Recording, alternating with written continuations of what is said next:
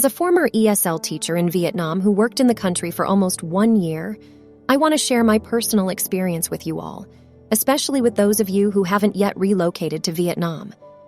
The reason why I want to share this with you is for you to have an idea about what to expect in this country and make a fully conscious decision. When you go to work in Vietnam, you are going to war. I understand that life anywhere is challenging and can seem like war at different times, especially with the current unemployment rates and ridiculously low salaries in Morocco, but you can decide which, in your point of view, is the lesser of two evils. If you're a member of any of the WhatsApp groups for Moroccans in Vietnam, you probably have already noticed all the various problems that the teachers are facing: visa runs, late payments, no payments, document theft, document withholding, refusal of termination of contracts, defamation, and so on. From my personal experience, all the foreign teachers that I ever came in contact with, including native speakers with no exception, have suffered greatly in some way or another during their stay in Vietnam. I have friends who had their passports kept from them, others whose employers refused to make WPs or TRCs for them, and some whose employers refused to pay and stole thousands of dollars from. As for me, I went to Vietnam with my husband, and we both started working with a company in Hanoi for $14/HR. However, we both had to leave our first job after 1 month and a half because the company refused to prepare the WP, work permit, and TRC, temporary residency card. Both are very essential documents for foreigners to work legally in Vietnam. They refused to pay us the salary that they have promised, full salary of $1,400 for the first month, and ended up paying us on an hourly basis.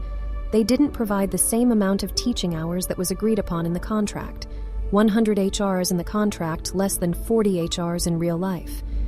They refused to give us the accommodation allowance that was agreed upon in the contract, and they used to send us to different schools that were so far away from where we lived, which meant that we had to spend hours in transportation and end up wasting the whole day in school for only 2 or 3 hours of work in total. After leaving this job, we heard that many colleagues who were working with us in the same company left as well, one after the other, for the same reasons.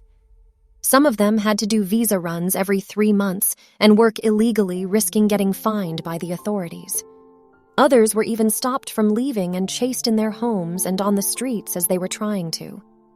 We changed cities and moved to a city called Thanh Hoa, where we started a new job with a new company that seemed to provide a higher salary, a fixed salary of $1,600, and better working conditions. Not so long after we started, they said that my teaching methods were not suitable for them. When we talk about acceptable teaching methods in Vietnam, we mean your qualifications and skills don't matter. What matters is your ability to dance, jump, and be an entertainer to little kids, because all we care about is our business, and we want to take photos for our Facebook page to show the parents that we have foreign teachers who are teaching your kids in an enjoyable way. When you work as an English teacher in Vietnam, your main task and responsibility is to not let the students get bored. The criticism over my teaching methods was the first problem that I faced with the second company, but I took responsibility for it, although I didn't fully agree with their requirements. So I decided to work on my teaching methods to satisfy the employer. However, they told me that I had to stop working and wait for them to find other schools or centers for me, which took more than a month. This meant that I had to survive a whole month without any source of income whatsoever. And if I didn't have enough money to get by and my husband and friends who were ready to help me, I would have starved and slept on the streets. But I still took responsibility for this problem and blamed myself for not being an adequate teacher. The second problem that we faced with this company was related to paperwork. The employer had sent us, my husband and I, photos of our WP and TRC on Zalo, Vietnamese instant messaging app, as soon as our business visa expired, but she refused to give us the original version of either of them. Having already heard that many other teachers face the same problem, we did not make a big deal out of it, and we just decided to keep asking her to give us our TRCs at least. After 1 month of us asking on a daily basis and her giving different excuses, we decided to threaten the employer to complain to the immigration department that she was withholding our TRCs and refusing to give them to us. She then sent us our original TRCs with one of the company's staff. However, we have never received our WPs or even copies of them from her. This again didn't sound alarming to us since all the foreign teachers we know do not possess their own WPs. The third problem that we faced with this company arose when it was time for payment. The employer said that because of my inadequate teaching, she will only pay me on an hourly basis instead of a full salary as was agreed upon. I didn't argue because I thought that I was the one to blame, and I just wanted to take my salary because I needed the money so badly. To our surprise, the employer made an excuse and told us that we will have to wait for our salaries for a few more days, which was the case for another Moroccan teacher who worked with us in the same company as well. We all tried to keep insisting to get our salaries, but in vain. Each day she made a new excuse. The accountant is sick, my bank account is frozen, my phone got broken, the big boss is in Japan. So a few days turned into a few weeks without any money in our pockets. The employer then started sending parts of the salary to the other employee while we didn't get anything.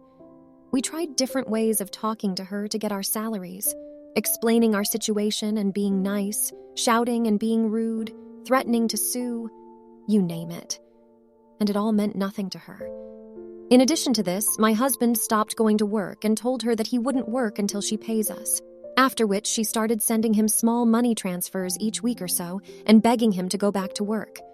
In total, we had to wait 1.5 months to get our full payments. Because of all of this, and also because the company couldn't find me any new schools, I decided to start looking for work elsewhere, and I told our employer about my decision, and she did not mind. I contacted an agent who said that he will find me some work hours in different establishments. I then started working in a kindergarten for $14, $5/HR, actual rate unknown in the morning, and an IELTS center for $16/HR, actual rate $17/HR, agent's share $1/HR asterisk. He initially wanted to take $2 asterisk in the evening. Unlike the previous company, no one complained about my teaching methods this time, and they were pretty satisfied with it. Work was going smoothly and everything was well, so I started feeling a little bit safe. After a while, my agent texted me saying that it was illegal for me to work with him without having a new WP, which I didn't know before. I asked him to make me a new one, but he asked me for $500 as a fee for the WP alone and $1,400 for WP and TRC. When I said that that was too much, he told me that he can't offer a lower price, although I knew from other acquaintances that the cost of a WP was about $150 and not more. After a lot of discussions and negotiations, he said that there was another possible solution, which is to ask my previous employer to transfer my documents to his company and only make me a new WP. So I texted my previous employer to make the transfer for me, and I sent her sample documents that she only needed to fill out and stamp. Meanwhile, he agreed with the IELTS Center's boss to cover half of the WP's cost, and I would only have to pay for the other half. Things seemed fine at the moment, and I was only waiting for the procedure to be finished. However, my employer, as always, kept making different excuses and didn't make the transfer for me. Although she agreed to make it at first, and said that she would be glad to help. She also asked me for the contact of the new agent, which I sent her immediately, and she said that he was her friend, and she would not hesitate to help him out. Unfortunately, all of this was only talk, and she never filled out the documents for me. After knowing this, the agent said that it would be okay for me to keep working with the same TRC and only make a new WP, which we agreed would be done with the help of the IELTS Center's boss, who kept delaying the process for a different cause each time and never actually made me one. After the Tet holiday, a national holiday in Vietnam that takes place in January-February and lasts about 2/3 weeks, my husband, who was still working with the company that I have left, did not get his full salary as was agreed upon in the contract and was only paid on an hourly basis, $16/HR. Also, his work hours became less and less after the holiday, especially his online IELTS classes, because many of his students were taking an extended vacation. So even in the absence of the holiday factor, he still got paid on an hourly basis, and the hours were not at all enough to cover all our expenses and loans. I want to mention here that back in Morocco, we had sold our car and took several loans from the bank, our friends, and our families, to cover all the expenses related to our trip to Vietnam and our stay in it during the months when we were not getting paid. so naturally we needed to pay our loans in small installments each month, and we had to support our families back home with their expenses as well. My husband then told the employer that he will start looking for more work hours in other centers and give her a share of his payment in exchange for her signing a contract with them so that he can work there legally. To our surprise, the employer refused to take the share and told him that she will sign a contract for him but would not take any money from his salary. We found this super suspicious, but we couldn't explain it in any way other than she's just an extremely nice person. He then started contacting different centers around the city, and one of them was the IELTS center that I was working with, which agreed to let him do a demo class, a class where you show your teaching skills and methods in order for the employer, parents to decide whether you are suitable for the position or not. One day I fell sick. I stayed in bed for almost a week and I couldn't move a muscle at that time, but I made sure to arrange a cover teacher for the center. It was a good opportunity for my husband to deliver his demo class and also to cover for my classes, a win-win situation for all the parties included. The boss accepted the arrangement and seemed to be understanding and supportive of me taking the rest I needed before going back to work. Her support, however, became suspicious to me as she started insisting that I stay home for more days, even when I told her that I was fine and could do my job without a problem. My husband told me that it might be because she thought that I had COVID and didn't want me passing it on to the whole center, which made sense to me. However, after I went back to work, my work hours started shrinking little by little. Some of them were given to my husband as he was a new employee in the center, and I didn't know what happened with the rest. It is worth mentioning that before this, I was working as a full-time teacher in the center. I taught all IELTS speaking classes, and it was rare when other teachers joined from other branches to cover some classes at the same time that I worked there. Later, my husband's work hours also started shrinking, so neither of us was having enough hours in the center. When we inquired about this, the boss rudely answered us, saying that she decided to give us fewer hours because we work in the morning in other establishments, and that she wants the teachers in her center to be fully focused on working there and not work anywhere else. This did not make much sense to us, since she knew that we were working in the mornings since day one, and it never seemed to be a problem.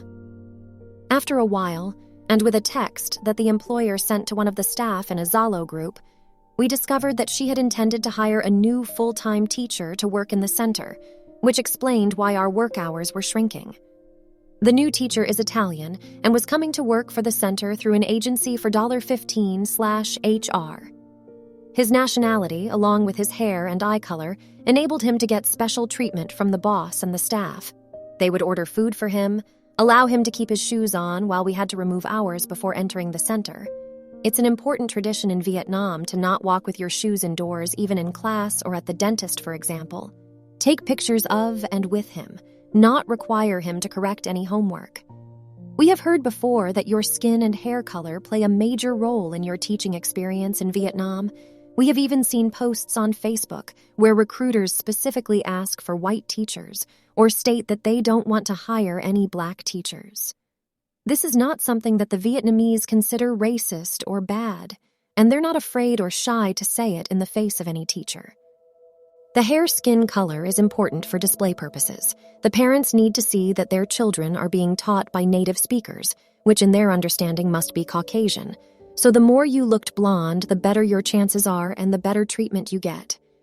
After the new teacher arrived, our classes started getting canceled on a daily basis. One day, the boss told me that now I will switch from teaching IELTS speaking to IELTS writing, so my classes then became only focused on correcting writing essays and nothing more. I naturally did not like this change, but I did not argue much. Later that week, I woke up on a Sunday morning at 7 a.m., checked my phone, and I started getting ready for work. Just before leaving, at around 7:30, I checked my phone again only to find a notification that the staff has canceled my classes. They canceled them 30 minutes before the class was supposed to start, which meant that I could have been already on my way, and I would like to emphasize that this was on a Sunday morning.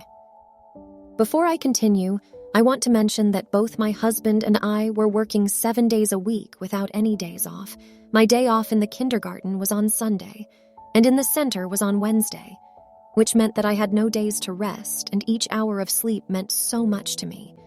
My husband, on the other hand, never had a fixed schedule with his company. They would call him last minute to inform him of a new class that he had to teach, and sometimes he would keep working until 11 p.m. on the online classes that they have arranged for him. Anyway, that event made me realize that there was no respect for me in the center, and I also knew that I was dispensable as a teacher and could be replaced at any time without any valid reason. I then decided to quit the job immediately, and I made sure to mention that their behavior was unprofessional and unacceptable. This event was the straw that broke the camel's back for us. We had endured so many problems since our arrival to Vietnam, and stability was not an option. All of our friends and acquaintances had similar, if not worse, problems, and we just understood that things are not going to get any better.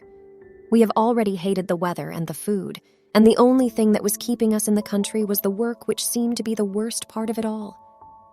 We then started pondering the idea of going back home. It was the most stressful decision for us to make, especially since we had adopted a puppy that we didn't want to abandon. After weeks of crying, thinking, and debating, we decided to just go back home. We knew that there is no future for us in Vietnam. We booked airplane tickets that were scheduled after 2 months from the date when we bought them, and we started arranging for our departure. During this period, and because my husband kept working for the IELTS center that I left, we learned that the Italian teacher who was preferred over us started losing his popularity little by little. My husband started getting his classes back, and he started being more appreciated after they compared his skills to the new teachers. After a little while, the new teacher's classes started getting docked as well. He was also obliged to correct homework and to remove his shoes at that point. Afterwards, he informed my husband that the center did not prepare his documents, WP, TRC, and that they told him that he had to do a visa run, leave the country and come back with a new visa, and they don't care about the expenses related to it, although it was their fault for not filing for the documents. He also mentioned that they refused to sign a contract with him and complained about his teaching methods. In other words, they were indirectly getting rid of him. After the 2 months were over, and after we had sold or given away most of our stuff, including our beloved dog, we headed to the airport to leave the country once and for all. Our flight was supposed to take place at 8 a.m., but we were at the airport at 10 p.m. of the previous night. We started the check-in process at around 5 a.m. This was the time when we were stopped from leaving by the immigration police. We weren't told the reason at first, and we were treated without respect by the officers who mocked us and made fun of us. After about an hour or so, they told us that our TRCs were fake. We then were moved to a room in the airport and held there by several officers who were interrogating us. They sometimes shouted at us, they tried to take our phones, and they wanted to force us to sign some documents that were written in Vietnamese, and we had no clue what they said. Of course, many of you would recommend using Google Translate, but I don't think that any of you would put their freedom and future in the hands of Google Translate. During this time, we called our employer, who only answered the phone after dozens of call attempts. We then told her about the situation, and she claimed that she had no idea that the documents were fake and explained that she had paid some man to make them. We then gave the phone to one of the officers who talked to her in Vietnamese, which meant that we had no idea what was said in the conversation. But apparently, she did not deny that she was our boss, and she was the one responsible for our documents. She then contacted us privately and asked if we had a lawyer, which we didn't, because the lawyers that we have contacted asked for a $3,000 fee, so she offered to pay for the lawyer and send them to us to the airport. We refused to sign any documents, and we waited for someone to come help us at the airport. We tried calling the Moroccan embassy, and we sent some friends to their office, but they refused to intervene. They refused to even provide an interpreter or a lawyer, or to provide any help of any kind. We were held at the airport until around 3 or 4 p.m., which means that we had lost our airplane tickets, without food or rest. We then were transported by a car that the officers drove to the immigration department in the center of Hanoi City. We were interrogated again, separately, by new officers who at least could speak and understand the English language better than the previous ones. Once again, we were asked to sign minutes and documents that were all written in Vietnamese, and we were supposed to trust the interpretation of the officers. When we refused and asked to at least have the right to add a statement with our signatures that said that we don't speak Vietnamese, We were shouted at and forced to sign without adding anything. At this time, the lawyers still hadn't arrived yet because they were waiting for our boss to pay. As for the embassy, they only agreed to get involved after our families had called some connections they have in Morocco, who in their turn called the embassy and pushed them to take action. They then sent us 2 of their employees who came to the immigration department and spoke to us and the officers, and we showed them all the evidence we had, conversations with the boss, that proved that we were innocent. We gave the same evidence to the officers as well. The employees of the embassy then told us that we should just cooperate with the police and comply with their requirements and wait for the investigation to be over, and then left. After that, 3 lawyers arrived at the immigration department, but it was too late for us, as we have already been forced to sign, and also the officers did not allow them to meet us or speak to us, no matter how bad we insisted. At around 8:30 p.m., they released us but ordered us to stay within a small distance from the office and ordered us to not try to leave the city or the country. We then met with the lawyers at a cafe, and that was when we discovered that there was a conflict of interest between us. The lawyers who were paid by the employer obviously wanted to protect her and not us, so we decided to be cautious and think carefully before making any decision. The lawyers then asked us to sign a document that was also written in Vietnamese, saying that we give them the power to speak on our behalf, etc. We told them that we would think about it and that we needed some rest because we haven't slept or eaten anything in the last 24 hours. Before leaving, they insisted that we take a photo with them, which we didn't understand the purpose of, so we kindly declined, only to see them sneaking a photo of us later without our permission. After leaving, we rented a hotel room for one night, hoping that this will all be over the day after. But little did we know. After a lot of thinking and consulting our friends and families, we decided to trust the lawyers and sign the documents. However, when we contacted them, they told us that our employer had changed her mind and decided to not help us and to keep the lawyer for herself. We realized by then that this became a war that had just started, and that the boss was by no means on our side. We were required to inform the immigration department of our exact address and location at any given time, which we did without arguing. In the following days, we were required to go to their office at different times to sign different documents. We asked the embassy to send someone with an interpreter to accompany us, so an employee and a Vietnamese secretary who could speak French were sent to help a couple of times, but did not have much to do about our situation. Days turned to weeks, so we decided to stay in a shared house with a Moroccan teacher who offered to help by asking his landlord to rent a room for us for a price that was much better than the hotels. The immigration department told us that they could not find or contact our employer, and that they were not able to make any decisions before talking to her. After some days, they decided to take us back to the city where we were working to continue the investigation there. The police from Thanh Hoa drove us there and offered to find us a place to stay in for the first night only. We arrived at around 8 p.m., and we thought that there is no way to do any work at that time, but the police insisted that we start then. They took us to their station and started interrogating us all over again. We had to answer the same questions that we were asked in the airport and the immigration department for a third time. We finished the interrogation at 11 p.m., but were told to come back again in the morning to continue. We did the same thing every day for about 3 weeks. We were required to go at 8 a.m., finish at 12, go again at 2 p.m., and finish at 6. It was a full-time job without payment.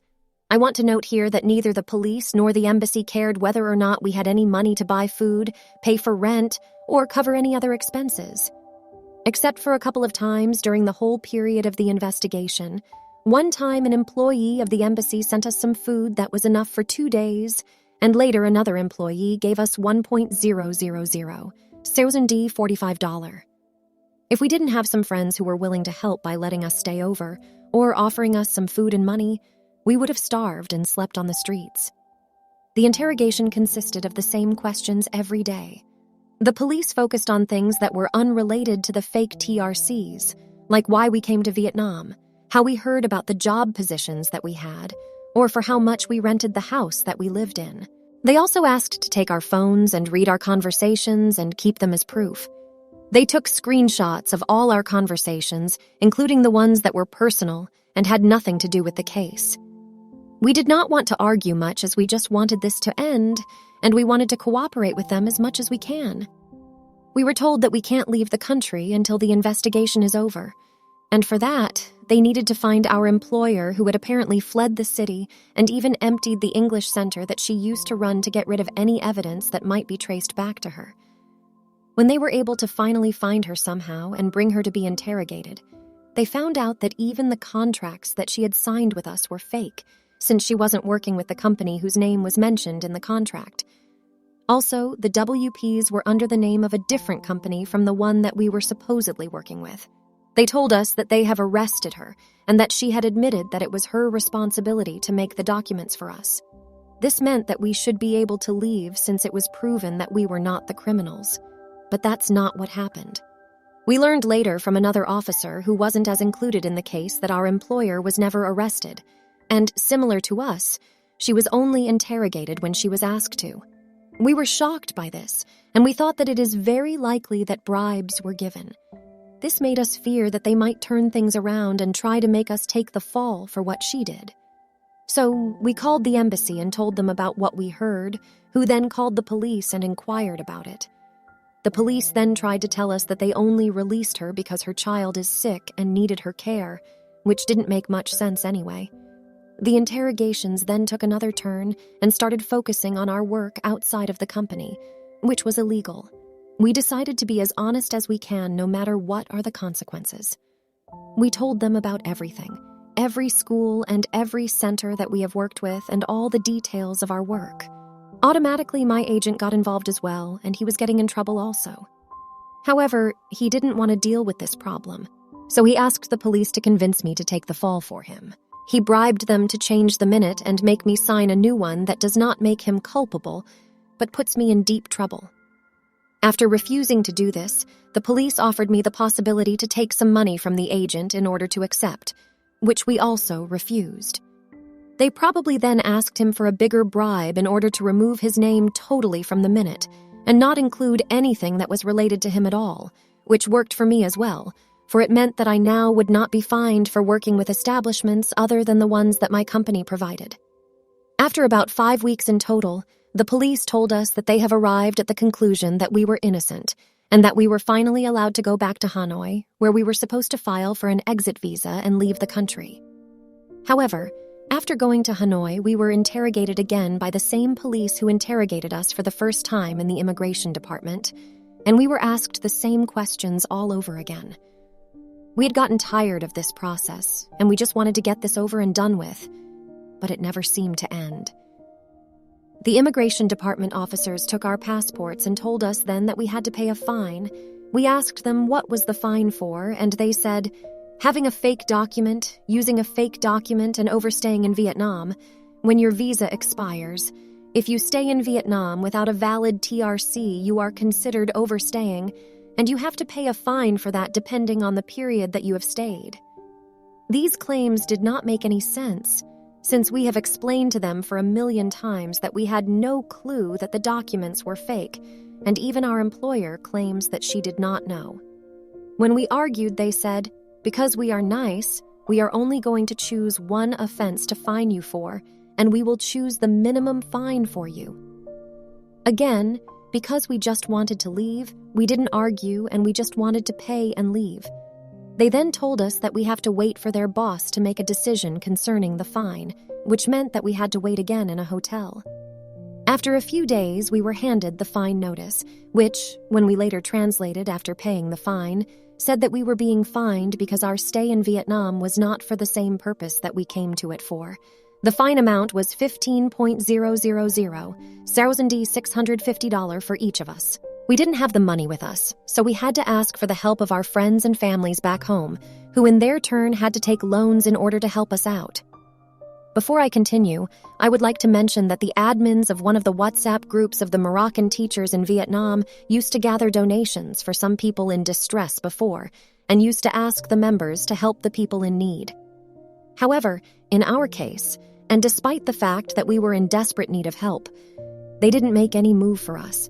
and no one offered to help except for some very few people who supported us morally by checking up on us every now and then, and others who tried to help us find rent, look for a lawyer, or call the embassy for us when we couldn't do it ourselves, which we highly appreciate and are grateful for. I want to mention that we did not expect financial help from anyone from the groups, and that our pride stopped us from asking for such a thing even when we needed it the most. However, after a week or so of the end of our problem, the admins of the same group that I mentioned earlier started gathering donations for another group member who was overstaying in Vietnam and whose case was not as serious as ours, for we were threatened by doing jail time or going to court. This felt like although these groups were supposed to be of help to all the members, some of them were only going to help those who are friends with the admins or the popular ones. Anyway, we paid the fine and went back to the immigration department in the hope of getting our passports back and being able to leave the country. They then told us that they have to wait for the final decision of the police in Thanh Hoa and that we can't have our passports back until they say that it was okay for us to leave. To our knowledge, the police of Thanh Hoa had already sent them their final decision and told the immigration department that it was okay for us to leave, but this was just one of the many lies that the police had told us during this very long process. We then tried calling them and asking them to send this document, but they said that they already have. So, one party says that they have sent the document, and the other said that they haven't received anything. This sounds like the decision was sent by pigeons or on horseback and got lost in transit in an age of instant messaging and instant delivery services. It took days of calling and texting and waiting before the immigration received the document. We then had to pay for the exit visa fee, around $10 each, and book airplane tickets in order to prove to the immigration department that we are actually going to leave the country. We had no money to pay for the very expensive airplane tickets, so we asked the embassy for help, which they obviously refused and said that it was not their responsibility. Some of our friends then helped us and sent us the money needed to buy the tickets. After doing so, we had to wait for a couple of days to receive our passports and leave. While exiting the country, I still could not rest assured that it all was over. I was still paranoid that something might go wrong. While standing at the booth of the immigration officer at the airport, I lost all color that I had in my skin. I turned pale and my heart was almost going to stop beating. The trauma was so hard to deal with, and even after weeks of getting back home, I still woke up with nightmares. Some part of me refused to believe that it was all over and that I was now safe. This experience was the worst experience of my life. I had some pretty horrible ones in the past. I decided to cut ties with anything that was related to Vietnam, people that I have worked with, Facebook pages, or WhatsApp groups. I just didn't want to think about it anymore, and I wanted it to be a part of my life that I no longer remembered. To you as a reader, this experience might not sound as serious as it was to me. It may not have the same impact, but trust me, you would not wish it on your worst enemy. Having to be forced to stay in a foreign country with the possibility of going to jail or being involved in a court case that might last for years before being resolved, without any financial income, or a house is a horrible scenario that I cannot grasp how we got out of sane. And I don't think that I could have done it without the support of my husband and friends. After all, this is our personal experience in Vietnam. Yours might be better or worse. I encourage all the other members to take some time to write about their experiences as well so that the newcomers learn from them. I personally know many other foreign teachers who also faced many problems in Vietnam and went back to their homes at the end. I booked the ticket for one of them myself, or left to work in another country. But I don't want to talk about anyone's experience without full knowledge of the details. I also know about many who are only staying there despite hating it because going back home is not an option, and they have no alternatives. Moreover, I have lately heard of a couple of other foreigners who also faced a travel ban because their documents were fake. To sum up, if you decide to go to Vietnam, be ready to deal with different problems and challenges, and I will not tell you to be careful because I doubt that there will be anything for you to do to avoid these situations. I just hope that your luck is better than mine.